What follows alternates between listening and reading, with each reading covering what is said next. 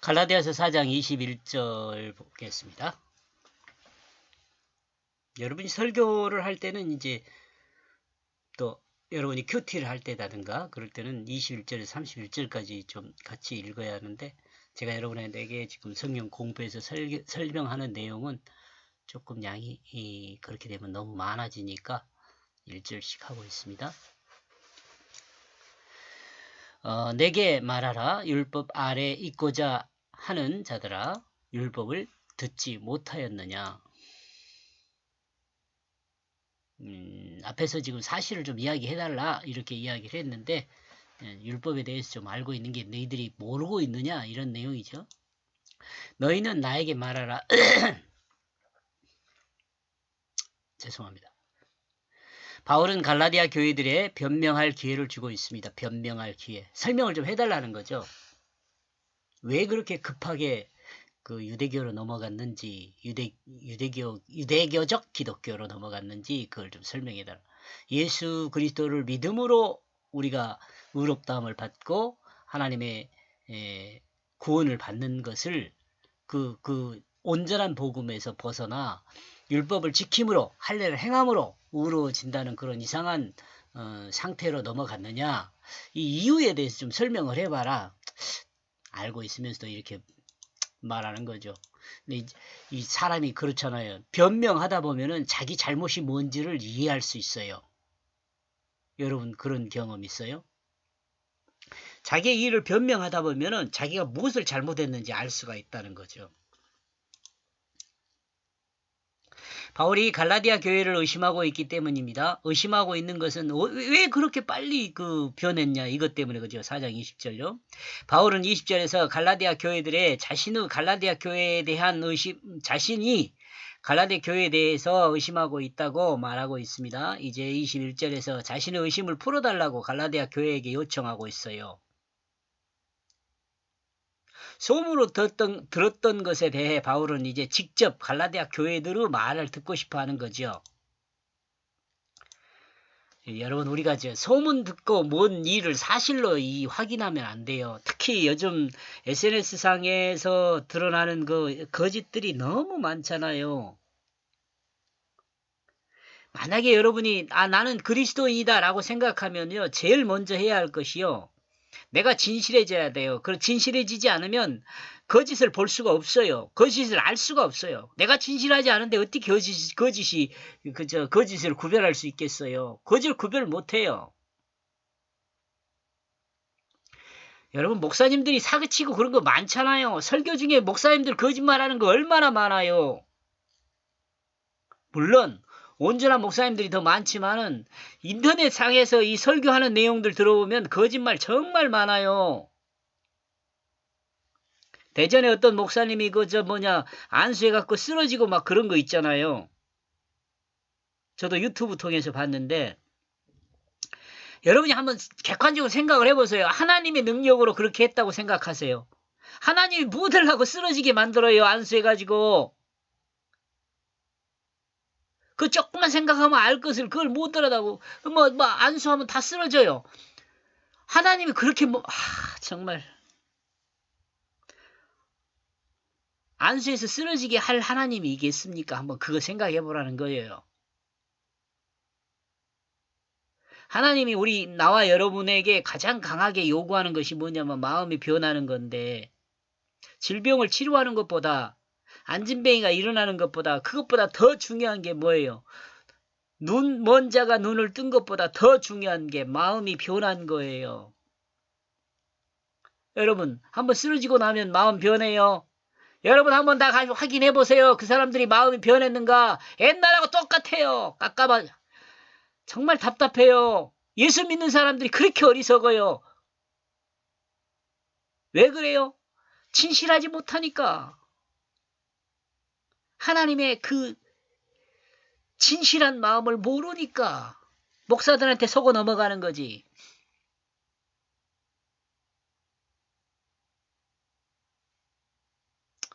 목사들은 또 교수들한테 속아 넘어가갖고 배운 것 또 하는 사람도 있고, 어떤 사람은 자기 선생님이 10명이라 했는데 그 10명 선생보다 자기가 더 설교 잘한다고 떠들고 다니는 사람도 있더라고.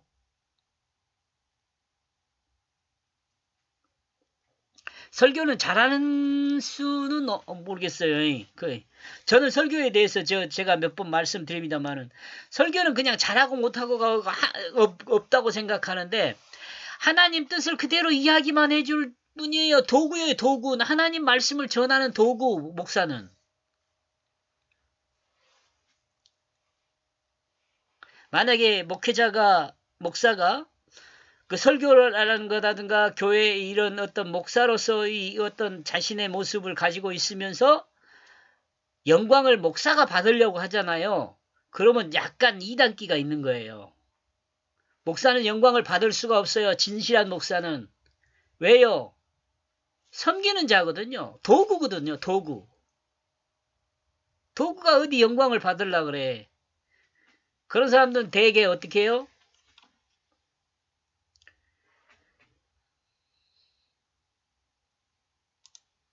자기 자랑하다 끝나는 거예요.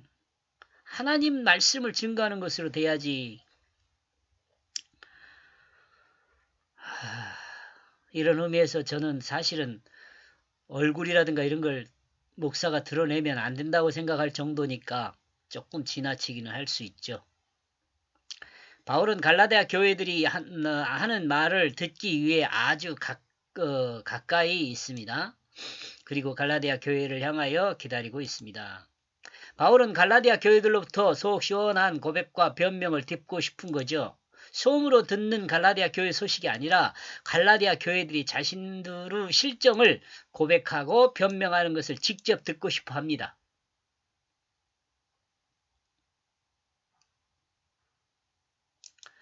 이것이 옛날에 그러니까 지금 이 갈라디아서를 제가 기록한 내용이 아마 2005년도에 2000한 5, 6년도에 한 것 같아요. 그러니까 이런 내용이 아마 기록이 돼 있는 것 같아요. 여러분이 연륜이 계신 분들은 다 알겠죠. 2005년 11월부터 대한민국의 이슈로 떠올랐던 황우석 교수 있잖아요. 배아줄기세포, 복제, 성공이라는 논문이 사회 이슈로 등장했습니다. 여러분이 알고 있죠, 이 내용은. 진실이냐 조작이냐. 그러나 많은 국민들은 세상을 떠도는 말을 듣기보다는 사실이 무엇인지를 알고 싶어 했고 그 마음에는 황석 교수의 직접적인 변명을 듣고 싶어 했었죠. 그렇죠? 바울의 신경은 여기 중요한 내용은 요거이 중요한 것이 내용이 아니고요. 요거이 중요한 거이나요. 바울의 심경은 하나님의 심경은 이렇게 해도 크게 틀리지 않아요. 갈라디아 교회들이 이렇게 빨리 변심한 것에 대해서 믿어지지 않았습니다. 그러므로 바울의 귀에 들리는 그 소문을 의심하며 갈라디아 사람들을 의심하고 있습니다. 정말 갈라디아 교회들이 변심하여 유대기적 기독교를 받아들이고 바울 자신을 받아들이지 않고 멀리하려고 있는 것일까? 멀리하려는 것일까? 이렇게 의심하는 거죠. 이 소문이 정말인가? 이런 게 의심하는 거죠.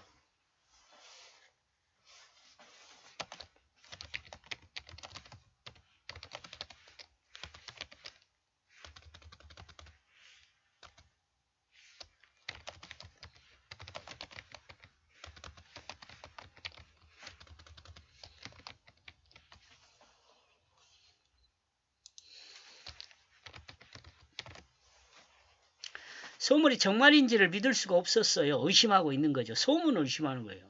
갈라디아 교회들도 조금은 이상하다 생각하고 그러므로 갈라디아 교회들에게 직접 이렇게 설명을 좀 듣고 싶은 거예요.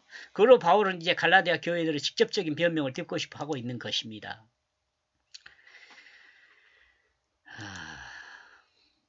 너희 율법 아래 있기를 원하는 자들아. 이제 이 말은 아주 소문으로 들었던 갈라디아 교회들은 율법 아래 있기를 원하죠. 그러니까 율법을 지키고 할례를 행하는 것을 원하는 자들, 그 사람들한테 말하는 거죠. 이제 소문으로 들었던 그 사람요. 바울이 알고 있는 갈라디아 교회를 향하여 바울이 소문으로 알고 있는 내용에 대해 갈라디아 교회들의 변명을 듣기를 원하던 질문과 같은 부름입니다. 요 부름이 너희 율법 아래 있기를 원하는 자들아. 너희들이 진정으로 율법 아래 있기를 원하는 자들이냐라고 질문하고 있다고 볼 수 있죠. 또 바울은 갈라디아 교회들을 이렇게 말하고 있을 수 있습니다. 너희들이 정말 율법을 알고나 그 율법 아래 있기를 원하고 있느냐 이런 거죠. 율법을 알면서 너희들이 그 율법 아래 있기를 원하느냐? 그 말이에요. 만약 너희들이 율법을 온전히 알았다면 너희들은 율법 안에 있기를 원하지 않았을 것이다. 이런 의미도 있을 수 있죠. 이와 같이 말할 수 있는 것은 바울이 자신은 율법 아래 있어 봤거든요. 율법을 지켜봤거든요. 그런데도 바울에게는 어땠어요? 영생에 대한 확신이 없었어요. 영원한 생명을 가졌다는 그 확신이 없었단 말이에요. 그러므로 지금 갈라디아 교회들에게 자신의 경험을 싹 이야기를 했었고, 그 다음에 온전해졌는데 또 이렇게 변한 것에 대해서 좀 정말 이상하게 생각하면서 지금 계속 이야기를 하고 있습니다.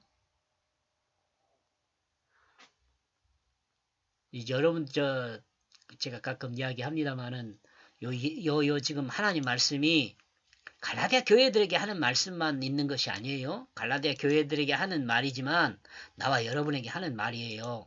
그러니까 하나님 말씀이죠. 여러분, 예수를 믿고 나서도 이렇게 변심하는 경우들이 많이 있어요. 율법을 지켜야지 그래도 이런 생각 많이 하잖아요. 우리나라 같은 경우 특히 그렇잖아요. 우리나라도 뭐 초창기 기독교가 이 한국에 들어왔을 때 할례를 행한다든거나 주일날 뭐 어떻게 한다든거나 뭐 많이 있었어요. 많이 있었어. 지금은 그래도 그런 것들이 이제 그 하나님 말씀에 의해서 변화된 것이 아니라 세속화에 의해서 변화돼 있어요. 참 이게 안타까운 거죠. 세속화에 의해서 교회가 변화돼 있었어요. 그 거룩성이 많이 떨어졌죠. 그 율법을 지키지 마라 그런 말이 율법은 아무 의미 없다 이런 말이 지금 아닌 걸 여러분들이 알아야 하는데, 그죠?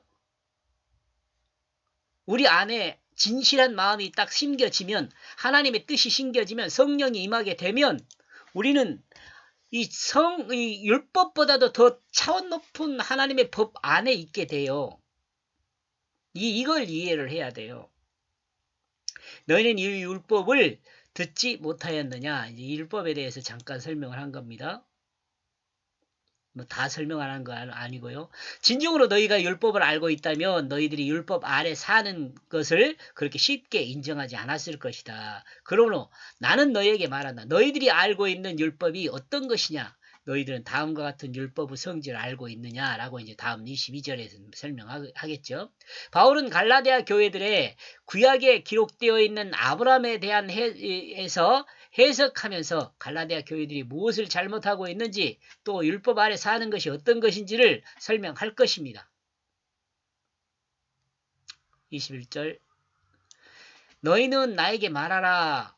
너희 율법 아래 있기를 원하는 자들아, 너희는 이 율법을 듣지 못하였느냐. 이제 이 율법에 대해서 이야기를 할 겁니다. 여기까지 보겠습니다. 고맙습니다.